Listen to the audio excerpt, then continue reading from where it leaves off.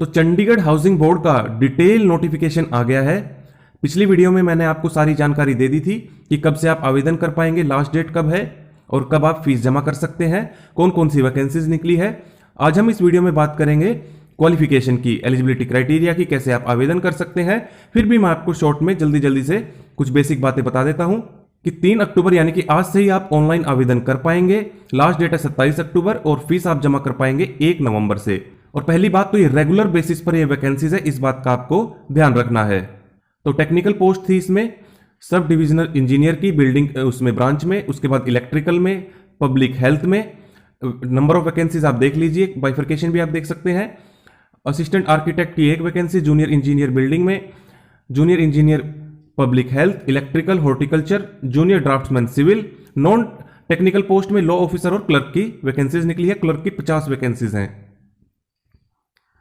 Website कौन सी है इनकी? chbonline.in।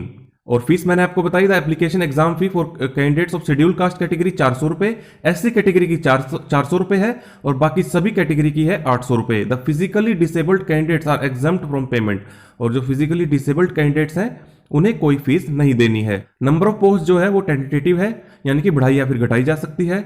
और यदि आपको सीजीपीए में जो मार्क्स मिले होंगे तो उन्हें 9.5 से मल्टीप्लाई करके परसेंटेज में निकाल लिया जाएगा। तो ये था नोटिफिकेशन जो मैंने आपको कल बता दिया था। अब बात करते हैं डिटेल की।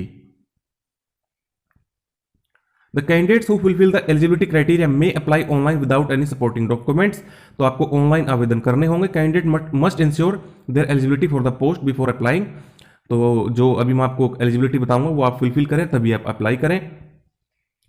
No candidate will be accorded age relaxation and benefit of reservation unless he she attaches the requisite certificate. तो एज रिलैक्सेशन और रिजर्वेशन का बेनिफिट के लिए आपको रिक्विजिट जो भी आपका सर्टिफिकेट होता है, एससी बीसी या जो भी कैटेगरी में आप बिलोंग करते हैं उसका सर्टिफिकेट आपको अटैच करना होगा। For technical post serial number 1A to I। तो जितनी भी टेक्निकल पोस्ट है उसके बारे में बात कर रहा है ये। After qualifying the written test only eligible candidates on merit equal to 3 times the number of vacancies in each category shall be called for verification of document. तो देखिए रिटन टेस्ट के बाद 3 गुना कैंडिडेट्स बुलाए जाएंगे, किस लिए? वेरिफिकेशन ऑफ डॉक्यूमेंट्स के लिए, डॉक्यूमेंट्स की जांच करने के लिए। उसके बाद है नॉन टेक्निकल पोस्ट के लिए, सीरियल नंबर 2A में था लॉ ऑफिसर, इसमें भी 3 गुना कैंडिडेट्स बुलाए जाएंगे डॉक्यूमेंट वेरिफिकेशन के लिए। फिर है क्लर्क के लिए 2B। After qualifying the written test only eligible candidate on merit equal to 10 times of number of vacancies. तो 10 गुना जो कैंडिडेट्स हैं, 50 वैकेंसी से 10 गुना हो गए 500। Shall be called for next stage that is typing test. तो typing test भी होगा इनका। There after shortlisted candidate in the second stage who qualify the type test will be called for document verification. अब बात करते हैं educational qualification की। Technical post में सबसे पहला है sub division engineer building category में, बिल्डिंग ब्रांच में। डिग्री मांगी गई है सिविल इंजीनियर में किसी भी मान्यता प्राप्त इंस्टीट्यूट से, या फिर degree of associate member of institution of engineers in civil engineer. To pass departmental examination after joining service as per PSC class 2 rules और completion of induction training. Department के भी एग्जाम होंगे। बाद में आईसीटी स्किल कोर्स भी चाहिए, कौन सा? CCC+ from a government recognized institution, या पढ़ लेना, और a reputed institution which is an ISO certified होना चाहिए। उसके बाद है इलेक्ट्रिकल ब्रांच में डिग्री इन इलेक्ट्रिकल इंजीनियरिंग किसी भी मान्यता प्राप्त यूनिवर्सिटी से, वही डिपार्टमेंट का एग्जाम पास करना होगा। सर्टिफिकेट भी यहां पर ICT स्किल कोर्स भी यहां पर भी मांगा गया है सेम। उसके बाद है पब्लिक हेल्थ में सब division engineer degree in public health, sanitary या फिर सिविल इंजीनियरिंग किसी भी मान्यता प्राप्त यूनिवर्सिटी से, डिपार्टमेंट का एग्जाम पास करना होगा, वही ICT स्किल कोर्स का सर्टिफिकेट भी यहां पर चाहिए होगा। उसके बाद है assistant architect degree in architect किसी भी मान्यता प्राप्त यूनिवर्सिटी से, should be registered with the council of architect, जो काउंसिल है इनका आर्किटेक्चर्स का, उससे रजिस्टर्ड होना चाहिए। 5 साल का एक्सपीरियंस यहां पर मांग लिया गया है। ICT स्किल कोर्स भी जो है वो भी सर्टिफिकेट होना चाहिए। जूनियर इंजीनियर बिल्डिंग ब्रांच में डिप्लोमा मांगा गया है सिविल इंजीनियरिंग में, ICT स्किल कोर्स का सर्टिफिकेट। पब्लिक हेल्थ में junior engineer diploma in public health, sanitary civil engineer, ICT का skill course. Junior engineer electrical diploma in electrical engineer. उसके बाद है जेई, इसमें हॉर्टिकल्चर में मास्टर डिग्री मांगी गई है agriculture with horticulture, 3 years course after pre university, वही ICT स्किल कोर्स का सर्टिफिकेट। फिर है junior draftsman civil, matric pass from a recognised school board or equivalent, ITI draftsmanship diploma at least 2 year duration वाला, और वही ICT स्किल कोर्स का certificate. अब बात करते हैं नॉन टेक्निकल पोस्ट में जो है लॉ ऑफिसर की।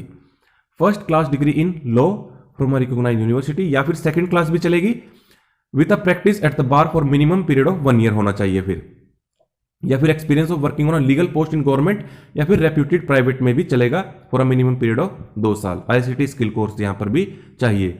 अब बात करते हैं क्लर्क की। Bachelor's degree from a recognized university, तो आपसे बैचलर डिग्री मांगी गई है किसी भी मान्यता प्राप्त यूनिवर्सिटी से, साथ साथ proficiency in operation of computer भी चलाना आना चाहिए, जैसे कि वर्ड प्रोसेसिंग, एक्सेल और वर्ड दोनों आने चाहिए आपको। और स्पीड मांगी गई है, टाइपिंग स्पीड इंग्लिश में 35 वर्ड्स पर मिनट, ज्यादा मांगी गई है, वैसे ज्यादातर होता है 30, यहां पर 35 मांगी गई है। और वही ICT का स्किल कोर्स आपके पास होना चाहिए। नीचे नोट दिया गया है, the candidates for any of the post who have certificate diploma from any recognized university need not have ICT skill course certificate. तो ये बहुत अच्छी बात बोल दी है यहां पर, जिनके पास भी सर्टिफिकेट है, डिप्लोमा है, बैचलर या फिर मास्टर डिग्री है कंप्यूटर साइंस में, उन्हें ICT स्किल कोर्स के सर्टिफिकेट की जरूरत नहीं है। The requisite education qualification should be completed on or before the closing date for submission of application form. 27 से पहले पहले आपके पास होने चाहिए। क्लोजिंग डेट पे सभी प्रकार की आपकी जो क्राइटेरिया है आपको पूरा करना होगा। अब बात करते हैं जो रिटन टेस्ट होगा। Written test will be held at Chandigarh only, तो आपका जो एग्जाम सेंटर होगा केवल चंडीगढ़ में ही होगा।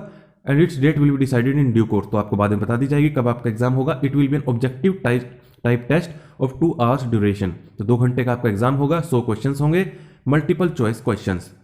और फिर आप देख लेते हैं एग्जाम की स्कीम फॉर टेक्निकल और लॉ ऑफिसर। क्लर्क को छोड़ के बाकी सभी की मैं अभी बात करूंगा। इंग्लिश लैंग्वेज के 5 मार्क्स का क्वेश्चन आएंगे। जीके जो कि राष्ट्रीय आपका स्तर की जो नॉलेज है वो जांची जाएगी, चंडीगढ़ लेवल की नहीं, फिर भी आपको जो बेसिक क्वेश्चन है चंडीगढ़ के आने चाहिए, क्या पता नेशनल में भी मानकर आपसे क्वेश्चन पूछ ले। मैथमेटिक्स 5, मेंटल एबिलिटी भी पूछी जाएगी, reasoning, computer proficiency, engineering, technical, architect या फिर लीगल। तो सब्जेक्ट स्पेसिफिक क्वेश्चंस आपसे 75 मार्क्स के पूछे जाएंगे। इस तरह से आपके 100 मार्क्स हो गए। अब बात करते हैं क्लर्क की। इंग्लिश लैंग्वेज पूछी जाएगी 12वीं के स्तर तक की, अच्छी बात है, इन्होंने यहां पर लिख दिया है कि इंग्लिश कहां तक पूछी जाएगी, कौन सा लेवल होगा, 20 मार्क्स। जीके नेशनल की 20, mathematics up to 10th standard, ये भी ध्यान रखना है, 10वीं तक की मैथ्स पूछी जाएगी। मेंटल एबिलिटी यानी कि रीजनिंग और कंप्यूटर में आपका ज्ञान होना चाहिए। The medium of test will be English only, तो ये बात आप ध्यान रखें, हिंदी में क्वेश्चंस नहीं आएंगे, केवल इंग्लिश में। नेगेटिव मार्किंग भी है यहां पर, each question will be of 1 mark, there will be negative marking, 1/4 marks आपके डिडक्ट कर लिए जाएंगे यदि आप गलत उत्तर देते हैं। ब्लैंक छोड़ते हैं तो कोई दिक्कत नहीं है। No minimum qualifying marks either in aggregate or in each part of the exam, ये भी बहुत अच्छी बात है कि इन्होंने कोई भी मिनिमम क्वालिफाइंग मार्क्स नहीं रखे हैं। Question paper along with answer key will be posted on the website, तो ये तो बाद की बातें हैं। In case of equal marks, अगर 2 कैंडिडेट के या 2 से ज्यादा कैंडिडेट के इक्वल मार्क्स आ जाते हैं तो क्या तरीका अपनाया जाएगा।